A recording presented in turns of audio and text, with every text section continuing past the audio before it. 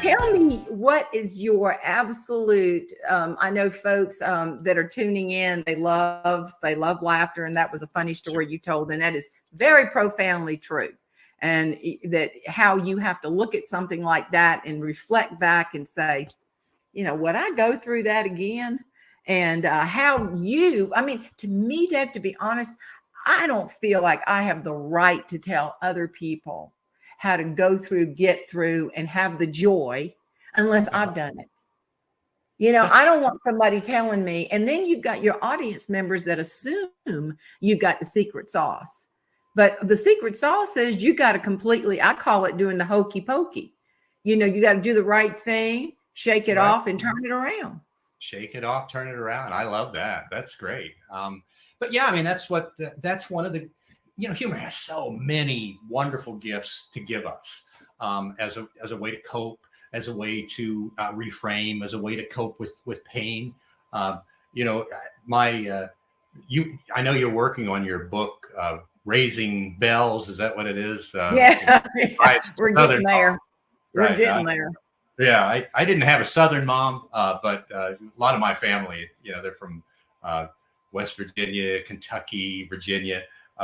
So I have that perspective. My wife's mom is she's from Logan, West Virginia. And, her way of her advice was in comfort for her children. She's a little harder edged, so my wife would tell me, she'd say, anytime I had my feelings hurt, I go to my mom. She'd say, is it bleeding? Is the bone sticking out? And then get over it. So that was her advice. But she used to cook on these. I put it here because I wanted to show you this. See this? You got a black iron skillet. Oh yeah, honey. Yeah, I got about 5 of those things. This one was my mother-in-law's, and it is from what is it? Florence, Alabama. It's Martin, and so that was actually, I think, it's from the 1920s. This thing's 100 years old.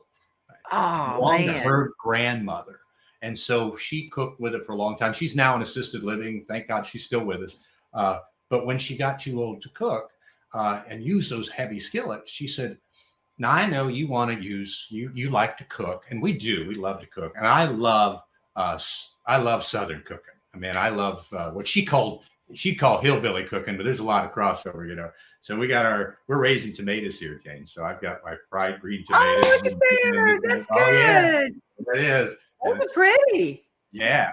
So so she gave us one of those, the skillet here, and I said, man, I am making us one of your mom's famous hillbilly breakfasts.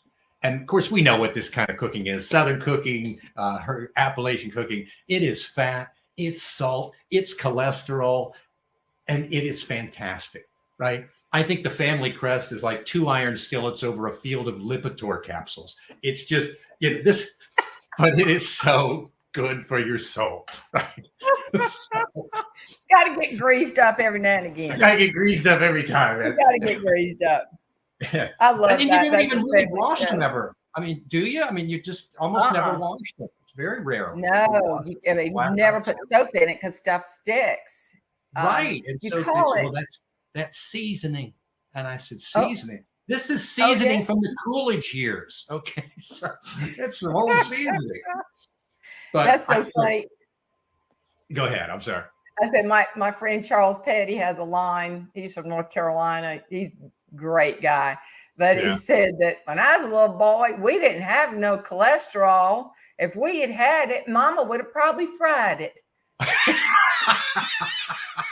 It would have been delicious. Absolutely. It would have been beyond delicious.